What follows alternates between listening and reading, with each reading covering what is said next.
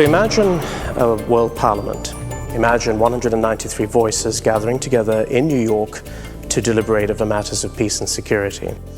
The United Nations was established in 1945 with the signatory of 50 countries for the express purpose of preventing the outbreak of war and averting a world war. The United Nations has many parts to it.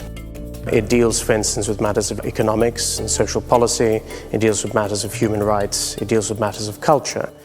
But the most important parts of the UN are the Security Council, which has 5 permanent members who are responsible for controlling its policy.